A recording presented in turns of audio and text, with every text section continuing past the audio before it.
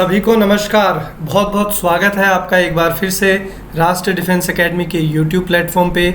और मैं मृगांक भारद्वाज आपके साथ जुड़ चुका हूँ डेली एडिटोरियल सीरीज़ में। जी हाँ, जैसा कि आप सब जानते हैं, डेली हम लोग एडिटोरियल के थ्रू ग्रामर, वोकैब और रीडिंग कॉम्प्रिहेंशन पे चर्चा करते हैं। तो जो लोग पहली बार चैनल पे आए हैं, kindly subscribe the channel and share with your friends as well. So let's start.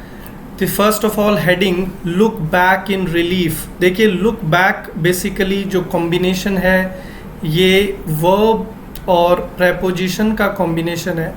तो वर्ब और preposition के कॉम्बिनेशन को हम लोग इंग्लिश लैंग्वेज में फ्रेजल वर्ब बोलते हैं। तो लुक बैक जो फ्रेजल वर्ब है, इसका मतलब होता है कि टू ऑब्जर्व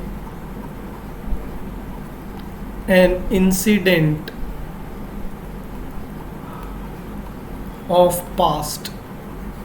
भूतकाल में कोई घटना हुई है, उसको ऑब्जर्व करना या उसको स्टडी करना या उसको देखना, उसके लिए आप लुक बैक फ्रेजल वर्ब का यूज़ कर सकते हैं। Look back in relief. और अब जो भी स्टडी या एनालिसिस आप कर रहे हैं वो कैसे एटमॉस्फेयर में कर रहे हैं? आराम के एटमॉस्फेयर में। रिलीफ पार्ट्स ऑफ स्पीच में नाउन है और रिलीफ का मतलब होता है रिलैक्सेशन, और यू कैन से रेस्ट। ठीक है, तो एक शांत वातावरण में, एक सुकून भरे वातावरण में एनालिसिस किया जा रहा है कि माइग्रेंट वर्कर्स के साथ क्या हुआ था या अब क्या हो रहा है या आगे क्या होना चाहिए। Now next is introspection on the lapses that led to the migrant labour crisis is in order. Introspection, देखिए TION सफिक्स से ख़त्म हो रहा है तो पार्ट्स ऑफ स्पीच में नाउन है। इंट्रोस्पेक्शन का मीनिंग होता है self examination. You can also say self observation. You can also say soul searching. तो इंट्रोस्पेक्शन का मतलब है कि अपने आप से सवाल किए जा रहे हैं, अपने आप से पूछा जा रहा है कहाँ पे कमियां रह गई थी। लैप्सेस का मीनिंग होता है एरर। पार्ट्स ऑफ स्पीच में नाउन की तरह काम करता है। तो सोच विचार किया जा रहा है, आत्मचिंतन किया जा रहा है उन कमियों के ऊपर जिनके कारण माइग्रेंट लेबर, प्रवासी मजदूर, माइग्रेंट पार्ट्स ऑफ स्पीच में एडजेक्टिव की तरह काम करता है। तो माइग्रेंट लेबर, प्रवासी मजदूर, क्राइसिस, क्राइसिस का मतलब होता है अनसुटेबल सिचुएशन, कोई ऐसी परिस्थिति जो ठीक नहीं है। इसलिए वर्ड्स बनते हैं एनवायरनमेंट क्राइसिस, एम्प्लॉयमेंट क्राइसिस, इस तरीके से। इज इन ऑर्डर, तो इस समय आत्मचिंतन किया जा रहा है, सोच विचार किया जा रहा है कि क्या कमियां रह गई थी जिसके कारण माइग्रेंट लेबर्स जो हैं, प्रवासी मजदूर जो हैं, उनको बहुत सारी तकलीफ़ का सामना करना पड़ा, उनको अपनी जगह छोड़कर अपने गांव में वापस जाना पड़ा। इज़ इन ऑर्डर, तो उस चीज़ पर अब सोच विचार सही दिशा में जा रहा है।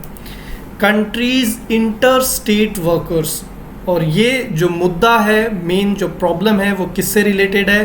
भारत देश के प्रवासी मजदूर।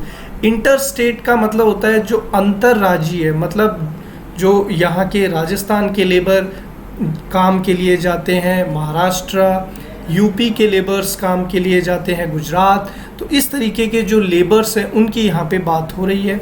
अब यहाँ पे ग्रामर पॉइंट ऑफ व्यू से बात करें तो कंट्री पार्ट्स ऑफ स्पीच में नाउन है, उसके साथ हमने अपोस्ट्रोफ एस का यूज़ किया है। इसको हम लोग लैंग्वेज में पजेसिव केस बोलते हैं, हिंदी में कारक कहा जाता है।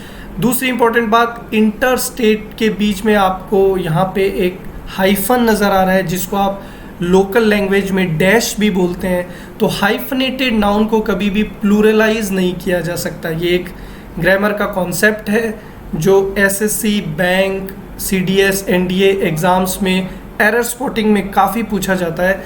तो यहाँ अगर इंटर स्टेट्स लिखा जाता तो ये ग्रामेटिकली इनकरेक्ट हो जाता।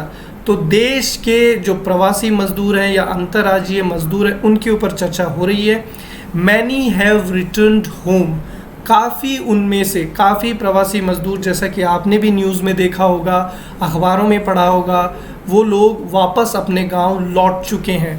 मोर मे बी अकोमोडेटेड इन श्रमिक trains scheduled to run, and some it appears do not mind staying where they are for work। और काफ़ी जो है वो घर जा चुके हैं और काफ़ी को श्रमिक ट्रेन्स में अकोमोडेट किया जा रहा है। अकोमोडेट जो है ये वर्ब की तरह काम करता है, पास्ट फॉर्म में यहाँ यूज़ किया गया है।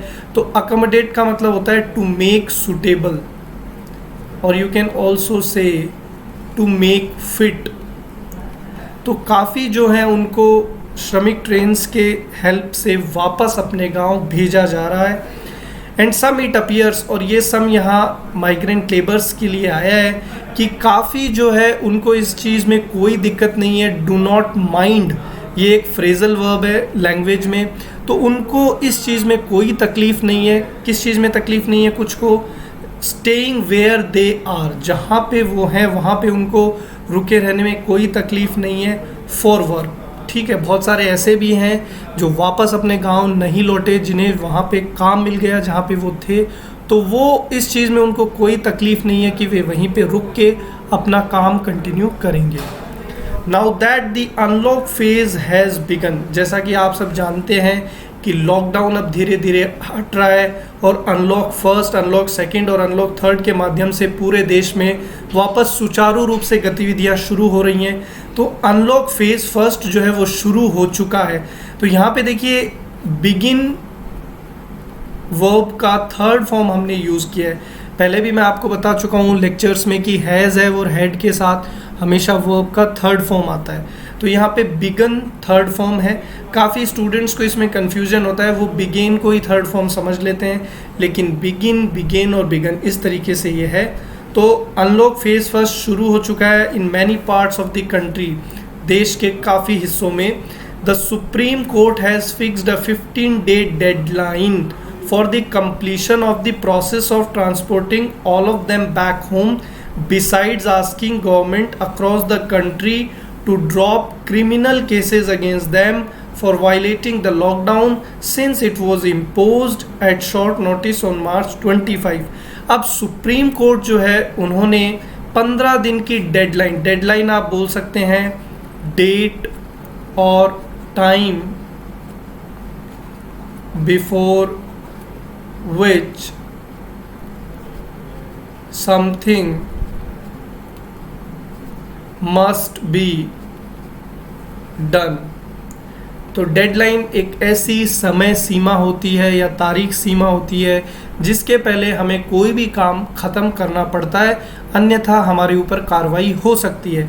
तो सुप्रीम कोर्ट ने एक 15 दिन की डेडलाइन फिक्स करी है कि 15 दिन के अंदर आपको ट्रांसपोर्टेशन का काम ख़त्म करना है माइग्रेंट लेबर्स का, यानी कि प्रवासी मजदूरों को 15 दिन के भीतर भीतर जो अपने घर नहीं पहुंच पाए हैं उनको श्रमिक स्पेशल्स के द्वारा वापस पहुंचाया जाए। बिसाइड्स आस्किंग गवर्नमेंट, अब बिसाइड्स आपके लिए काफ़ी इम्पॉर्टेंट है। देखिए बिसाइड्स पे मैं आपको यहाँ थोड़ा बता देता हूँ, ध्यान दीजिए। बिसाइड्स बेसिकली प्रेपोजिशन की तरह काम करता है और इसके पैरेलल एक दूसरा प्रेपोजिशन है बिसाइड। तो ये बिसाइड्स जो है इसका तो मीनिंग होता है के साथ साथ, इंग्लिश में आप बोल सकते हैं इन एडिशन टू, और इस बिसाइड का मतलब होता है के अलावा, दैट मीन्स अपार्ट समथिंग और समबडी। तो यहाँ पे बिसाइड्स का मतलब होता है के साथ साथ, तो इन एडिशन टू। तो सुप्रीम कोर्ट ने दो चीज़ें यहाँ पे सरकार से कही है कि एक तो 15 दिन के अंदर अंदर प्रवासी मजदूर जो घर नहीं पहुँच पाए हैं उनको पहुँचाया जाए, साथ ही साथ सरकार को ये आदेश दिए हैं कि उनके विरुद्ध जितने भी क्रिमिनल केसेस उन्होंने रिकॉर्ड किए थे, क्योंकि प्रवासी मजदूर जैसा कि आपको पता है न्यूज़ में या अखबारों में आपने पढ़ा होगा कि लगातार मूवमेंट उनका हो रहा था और वो घर अपने पहुंच रहे थे लॉकडाउन में, तो उन्होंने लॉकडाउन को वायलेट किया था और गवर्नमेंट उन पे क्रिमिनल केसेस रिकॉर्ड कर रही थी। लेकिन सुप्रीम कोर्ट ने ये कहा है कि उनके खिलाफ किसी भी तरीके के कानून उल्लंघन को नहीं मान्य किया जाएगा और उनके सारे केसेस निरस्त किए जाएंगे। तो वायलेट जो है पार्ट्स ऑफ स्पीच में बेसिकली वर्ब है। वायलेट वर्ब का मीनिंग होता है, यहाँ पे मैं लिख देता हूँ, वायलेट वर्ब का मीनिंग होता है टू ब्रेक, तोड़ना। एक और अच्छा वर्ड है टू ब्रीच। ओके, तो सरकार ने कहा है कि उनके खिलाफ जो क्रिमिनल केसेस आपने रिकॉर्ड किए हैं उनको भी आपको हटाना होगा, निरस्त करना होगा। सिंस इट वॉज इम्पोज, क्योंकि जो लॉकडाउन इम्पोज किया गया था, इम्पोज पार्ट ऑफ स्पीच में वर्ब है। इम्पोज का मतलब होता है to start something with authority, किसी चीज को पावर के साथ लागू करना इज नोन एज इम्पोज। तो सरकार ने जो लॉकडाउन शुरू कर दिया था वो 25 मार्च को शुरू कर दिया था, और वो बहुत ही एक शॉर्ट नोटिस था, ज़्यादा टाइम प्रवासी मजदूरों को नहीं मिला था। तो सुप्रीम कोर्ट ने कहा है कि 15 दिन के अंदर उनको घर पहुंचाइए, साथ ही साथ उनके खिलाफ जो क्रिमिनल केसेस रिकॉर्ड किए थे उनको भी ख़त्म करिए। तो ये इस तरीके से आर्टिकल था। This is the best approach to learn English. You can cover vocab, grammar and RC with a single platform. So keep in touch, जुड़े रहिए, सीखते रहिए, शेयर करते रहिए, और बहुत बहुत धन्यवाद।